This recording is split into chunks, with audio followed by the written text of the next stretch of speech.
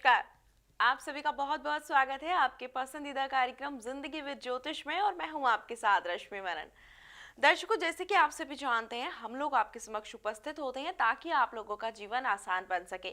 हमेशा आचार्य जी आपका मार्गदर्शन करते हैं, आपको बताते हैं कि आपकी कुंडली में कौन सा ग्रह किस तरीके से आपको प्रभावित कर रहा है और कौन सा उपाय आपको करना चाहिए। और आज हम बात करेंगे केतु ग्रह की। आपको बताएंगे कि केतु ग्रह किस किस प्रकार से जातकों को प्रभावित करता है और कौन से उपाय करके हम उसके दुष्प्रभावों से बच सकते हैं। और यही सब जानकारियां देने के लिए आज एक बार फिर से हमारे साथ स्टूडियो में मौजूद हैं जाने माने विश्व प्रसिद्ध एस्ट्रो रुद्रा राकेश चतुर्वेदी जी। तो आइए इनका स्वागत कर लेते हैं। आचार्य जी, बहुत बहुत स्वागत है आपका। नमस्कार रश्मि जी, धन्यवाद। तो दर्शकों, लाइव प्रोग्राम है, आप अभी फोन उठाएं, कॉल करें और आचार्य जी के द्वारा मार्गदर्शन प्राप्त करें। नंबर लगातार आपकी टीवी स्क्रीन पर दिखाए जा रहे हैं। जो लोग यहाँ वहाँ जाकर हताश हो चुके हैं, निराश हो चुके हैं, उनको बिल्कुल घबराने की आवश्यकता नहीं है। उनकी समस्याओं का समाधान उनको इस कार्यक्रम के माध्यम से प्राप्त होगा। आपको कुछ नहीं करना है, सिर्फ फोन उठाएं, कॉल करें, अपनी समस्या बताएं और समाधान प्राप्त करें मात्र एक कॉल के माध्यम से। नंबर लगातार आपकी टीवी स्क्रीन पर दिखाए जा रहे हैं। आचार्य जी, आज बात करेंगे केतु ग्रह की। आप हमारे दर्शकों को बताएं कि केतु ग्रह क्या होता है और किस किस प्रकार से जातकों को प्रभावित करता है। जी बिल्कुल, सबसे पहले जान लेते हैं कि केतु का प्रभाव क्या होता है। केतु को चंचलता का कारक माना गया है। कन्फ्यूजन पैदा करना इसका काम है, भ्रम पैदा करना, आंखों के सामने भ्रम पैदा करना जो होता है। इसीलिए केतु को तंत्र विद्या का कारक माना जाता है। जब हम देखते हैं हमारे आसपास मदारी और बंगाली जादू टोने का क्रिया करते हैं, हमें दिखाते हैं कि नहीं वो उड़ रही है चीज़, तो वो सिर्फ छलावा है। छलावा कैसे है? वो केतु का प्रभाव है। केतु भ्रम का कारक है, इसीलिए साथ ही साथ गुप्त विद्याओं का कारक भी केतु को माना जाता है। क्रूर ग्रह है तो इससे अक्सर हमने देखा है कि नकारात्मक प्रभाव ही इसका आता है कुंडली पे, लेकिन कई जगह बैठकर शुभ फल केतु देता है, उसको भी बताऊंगा। लेकिन अभी बात कर लेते हैं कि केतु किस तरीके से प्रभाव दिखाता है। केतु को हम अध्यात्म का कारक मानते हैं, वैराग्य का भी कारक मानते हैं। केतु ही कहीं ना कहीं हमें ईश्वर से लीन करता है। केतु का प्रभाव इस तरीके से मैं आपको बताऊंगा कि केतु क्यों करता है ईश्वर और भ्रम को भी पैदा करना। देखिए, दो चीजें कही गई है। रामचरितमानस में गोस्वामी तुलसीदास जी ने कहा है कि ईश्वर पर भ्रम उसी को हुआ है जिसने जिसने ईश्वर को करीब से देखा है या जाना है। क्यों भ्रम होगा? जब आप देख लेंगे उनके छलावे को, उनके छल करने को, उनके क्रिया करने को, उनके संसार के संचालन को, तो आपके मन में 100 सवाल उठने शुरू हो जाएंगे। वहीं पर केतु का खेल शुरू हो जाता है। केतु भ्रम पैदा करता है और यही इसका सबसे बड़ा काम है। जब भ्रम से हम ऊपर उठना शुरू हो जाते हैं, भ्रम पर हम कंट्रोल कर लेते हैं ग्रहीय संतुलन बनाकर, तब हमें ईश्वर से मिलन कराने का कार्य केतु करता है। तो कहीं ना कहीं केतु हमारे जीवन में बहुत ही महत्वपूर्ण स्थान रखता है। हर किसी जातक की कुंडली में कहीं ना कहीं इसका स्थान बहुत ही महत्वपूर्ण है, चाहे वो गृहस्थ जीवन हो, चाहे वो आध्यात्मिक जीवन हो, चाहे वो वैराग्य जीवन हो, हर जगह पर इसका बराबर हम प्रभाव देखते हैं। रश्मि जी, जी हाँ, बिल्कुल आपने एकदम सही कहा, क्योंकि लोगों को ये जानकारी नहीं होती कि केतु ग्रह किस तरीके से प्रभावित करता है। वैसे तो लोग डरते हैं राहु और केतु के नाम से, लेकिन जानकारियां उनको नहीं होती कि किस तरीके से हम उनके दुष्परिणामों से बच सकते हैं। तो केतु अगर बीमारी की बात करें तो किस किस प्रकार की बीमारियां देता है जातकों को? देखिए, केतु के साथ एक आपको शुभता भरी बात बता दूं कि केतु को मंगल के समकक्ष गणना किया जाता है। केतु को भी, क्योंकि गुप्त विद्या क्या है? गुप्त विद्या जो है मेडिकल में देखा जाए तो मंगल उसी का सर्जन और डॉक्टर के कारक माने जाते हैं। अगर हम डॉक्टरी फील्ड में जाना चाहते हैं तो मंगल है, ठीक है। कहीं ना कहीं वो भी गुप्त चीजों को उजागर करने का है, गुप्त अध्ययन का है। इसी के साथ साथ केतु को भी मंगल के समकक्ष लिया जाता है। तो मंगल के साथ इसका कुछ जगह पर शुभता भरा प्रभाव लिया जाता है कि अगर मेष राशि के भाव में अगर केतु बैठा हुआ है या फिर वृश्चिक राशि के भाव में बैठा हुआ है, तो आपके लिए ये शुभता भरा देगा, आपको राज सुख देगा, राज सत्ता का सुख देगा और आपको अभूतपूर्व आपको आत्मविश्वास और बल देगा। लेकिन कहीं ना कहीं केतु पापी ग्रह है, क्रूर ग्रह है, तो अपना जो मूल है वो अपने अंदर रखता है, वो कहीं ना कहीं आपको कुछ ना कुछ नकारात्मकता देकर चलेगा, जिसकी वजह से आपको दिक्कत आएगी। तो कहीं ना कहीं केतु का जब नकारात्मक प्रभाव आपके जीवन में आने लगता है तो आप अपने रिश्तों में भ्रम देखेंगे। इसी तरीके से भ्रम क्या आएगा कि हमें, जैसे आपने कहा, प्रश्न किया कि स्वास्थ्य में कैसा प्रभाव देगा, स्वास्थ्य में यह प्रभाव देगा कि अगर केतु नीच का है या वक्री होकर बैठा हुआ और मंगल भी वक्री है तो आपको कई बार ये भ्रम दे देगा, अरे मुझे तो कुछ होगा ही नहीं, मैं तो बिल्कुल स्वस्थ हूं, मुझे कुछ हो ही नहीं सकता है। अंत में पता चलेगा लास्ट मोमेंट पे ऐसी बीमारी निकलेगी कि आपकी आंखों के सामने अंधेरा सा छा जाएगा और आप विवश हो जाएंगे सिर्फ अपने दिन गिनने के लिए, और कुछ ऑप्शन आपके पास बचेगा नहीं। ये भ्रम देना ही केतु का काम है। अगर सकारात्मक रहता तो सकारात्मक भ्रम देगा, अच्छे के लिए दिखाएगा कि यहां से मेरा काम हो जाएगा, इस इंसान से मेरी पूर्ति हो जाएगी, यही ईश्वर है। और अगर बुरा होने वाला होगा तो दिखाएगा जी नहीं, ये तो कुछ है ही नहीं जीवन में, यही हमारा जीवन खत्म है। यही काम रश्मि जी केतु करता है। जी हाँ, बिल्कुल आचार्य जी। इसलिए मैं अपने दर्शकों को यही कहना चाहूंगी कि यदि आपको ऐसा लगता है कि आप भी भ्रम में रहते हैं, या फिर जैसे कि अभी आचार्य जी ने जिस प्रकार के लक्षण बताए, इसमें से कोई भी लक्षण आपको ऐसा लगता है कि आपके साथ है, तो आप एक बार जरूर अपनी कुंडली का विश्लेषण करवाएं और ये जानने का प्रयास करें कहीं केतु तो आपको प्रभावित नहीं कर रहा है, और उसके बाद उसका सटीक उपाय जानकर आप उपाय कर लें और अपने जीवन को आसान बना लें। बाकी के जातक लगातार संपर्क करते रहें। अगर उनको ऐसा लगता है उनके घर में बेकार का ही कलह उत्पन्न हो गया है, वैवाहिक जीवन उनका सुखी नहीं है, संतान की प्राप्ति नहीं हो पा रही है, या फिर नौकरी में प्रमोशन में रुकावट आ रही है, या फिर कोई अन्य प्रकार की समस्या है जो उनको आकर हर दिन घेर लेती है, तो जरूर संपर्क करें। नंबर लगातार आपकी टीवी स्क्रीन पर दिखाए जा रहे हैं। आचार्य जी और भी जानकारी आपसे लेंगे, फिलहाल एक कॉलर जुड़ गए हैं, इनकी समस्या जान लेते हैं। हेलो, राधे राधे। राधे राधे, बहुत बहुत स्वागत है आपका कार्यक्रम में। नाम बताएं।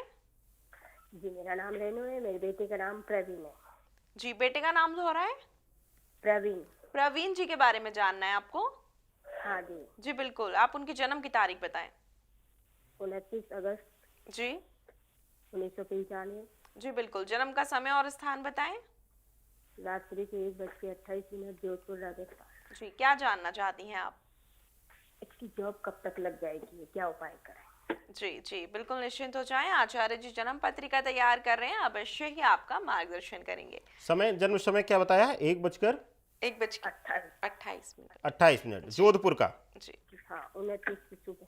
जी जी जी, बहुत अच्छा, बहुत अच्छा। जी रेणु जी, प्रश्न आपका इनके करियर से संबंधित है?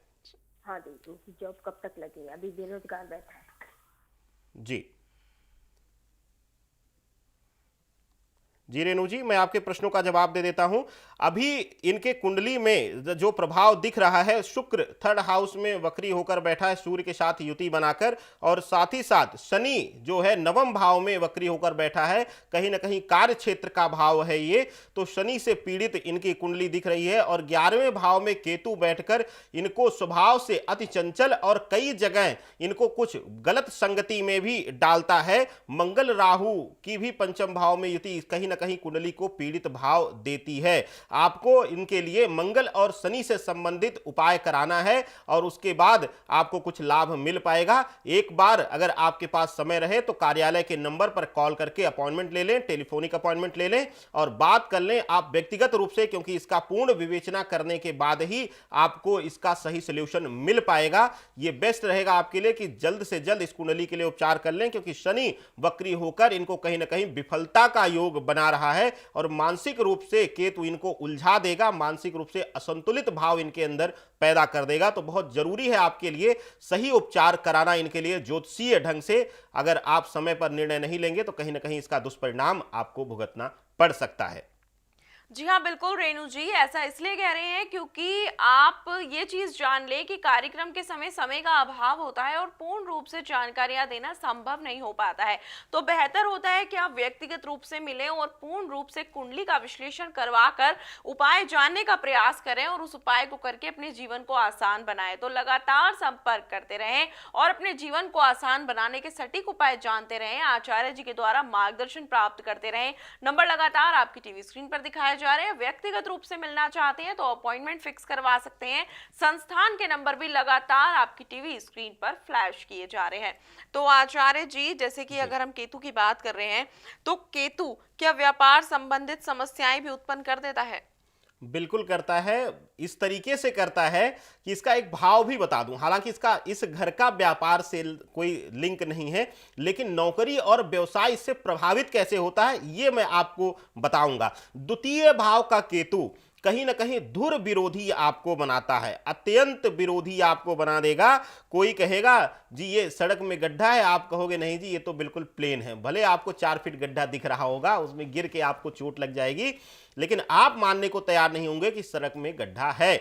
इसी तरीके से द्वितीय भाव का केतु अगर पीड़ित होकर बैठा है तो आप अत्यंत विरोधाभासी नेचर के हो जाएंगे और हर जगह आपको सिर्फ और सिर्फ विरोध ही जताना आपको आएगा, इसके सिवाय आप किसी का परामर्श नहीं लेंगे।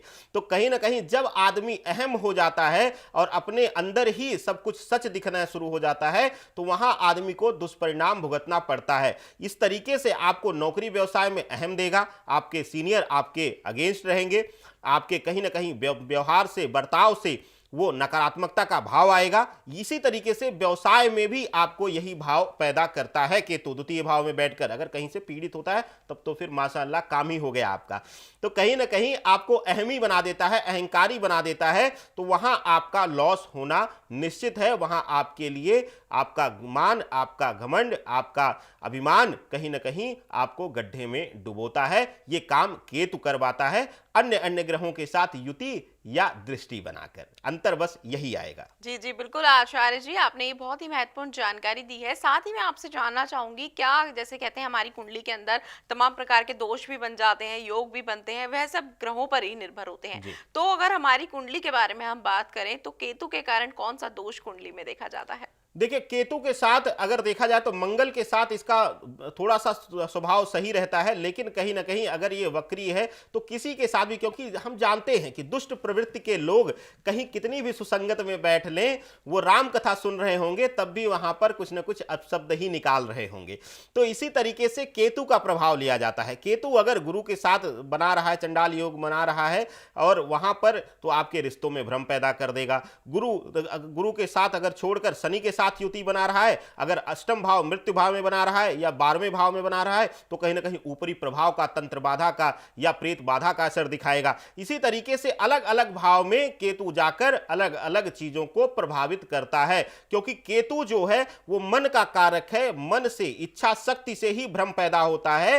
तो कहीं ना कहीं आपके हर भाव पर बैठकर जिस भाव को जो दृष्टि होगी, जिस कारक चीजों पर दृष्टि होगी, उसको कहीं ना कहीं वो प्रभावित करेगा ही करेगा। दशम में और नवम में बैठकर आपको कहीं ना कहीं नौकरी में स्ट्रगल करा देगा अगर पीड़ित है तो। अगर उच्च का होकर शुभता भरा फल दे रहा है तो आपको बिना किए प्रमोशन दिलाता रहेगा, बिना किए प्रमोशन दिला। कोई ऐसा आ जाएगा सीनियर जो आपको हाथ पकड़ के ऊपर उठाता चला जाएगा। तो केतु कहीं ना कहीं सिर्फ लेता ही नहीं है, छीनता नहीं। अगर शुभ है, एग्रेसिव आपकी कुंडली में होकर बैठा है शुभता बड़े स्थान पर, तो आपको शुभता भी देता है। जी जी, तो आचार्य जी ये कह सकते हैं कि हर ग्रह का नेगेटिव और पॉजिटिव दोनों रोल होते हैं, वो अपने अपने तरीके से जातकों को प्रभावित करते हैं, अलग अलग भाव में जाकर उनके जीवन पर अलग अलग प्रकार से असर डालते हैं। बिल्कुल आचार्य जी, अगर बात करें अमृत उपाय की तो आज के लिए क्या अमृत उपाय आप देना चाहेंगे हमारे दर्शकों को? देखिए आज का अमृत उपाय भी केतु से ही संबंधित रहेगा। केतु अगर कहीं से भी पीड़ित है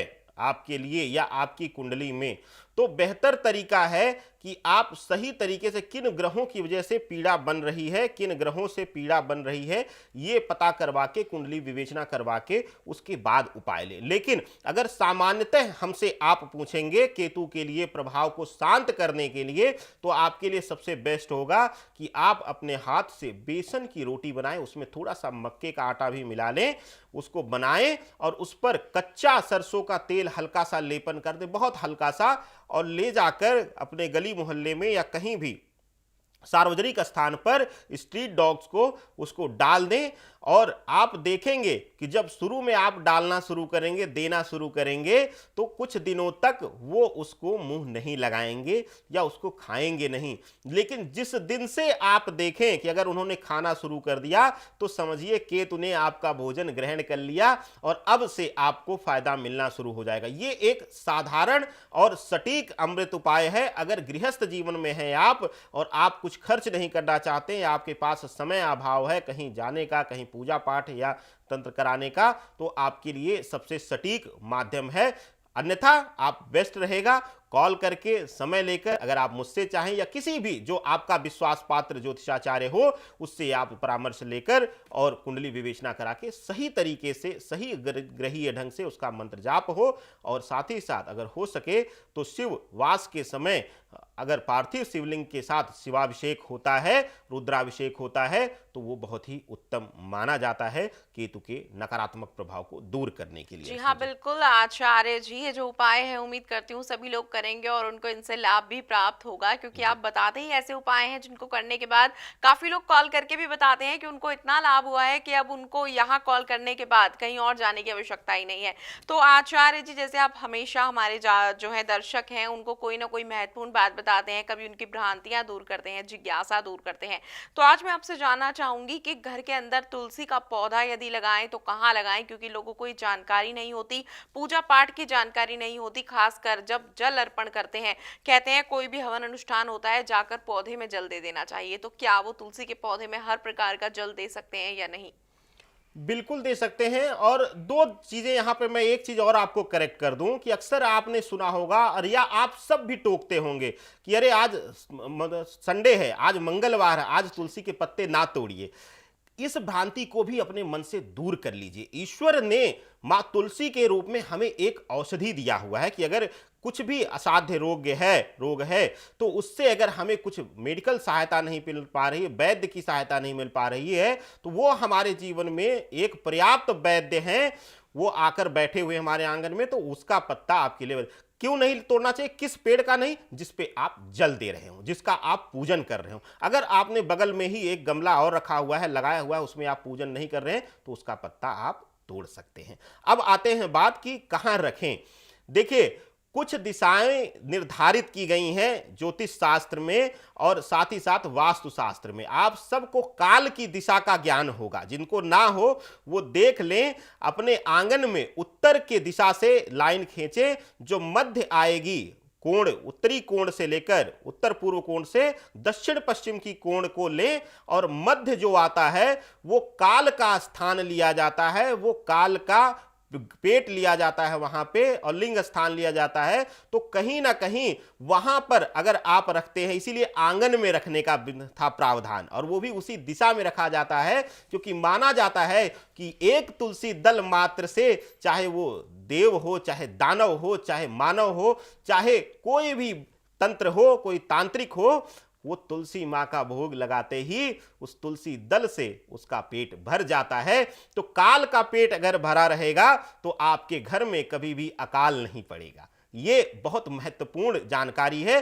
तो रखने के लिए अगर जगह की अभाव हो तो कहीं रख लीजिए, लेकिन अगर आंगन है और सही दिशा में आप रखते हैं तो आपके लिए बहुत ही उत्तम होने वाला है तुलसी के पेड़ से। जी जी बिल्कुल आचार्य जी, आपने एकदम सही कहा कि तुलसी दल का सेवन करते ही कितनी भी भूख हो वो सब समाप्त हो जाती है। जिस प्रकार से देखा भी गया था कि माता सीता ने जब हनुमान जी को तुलसी का दल दिया था तो उसके बाद उनकी भूख शांत हो गई थी। बिल्कुल, बहुत महत्वपूर्ण जानकारियां आपने हमारे दर्शकों को दी। फिलहाल हमें यहाँ रुकना होगा, लेकिन आप यहाँ पर आए, आपने हमारे दर्शकों का मार्गदर्शन किया, सटीक उपाय बताए, उसके लिए आपको बहुत बहुत धन्यवाद। जी धन्यवाद, धन्यवाद दर्शकों आप सबका।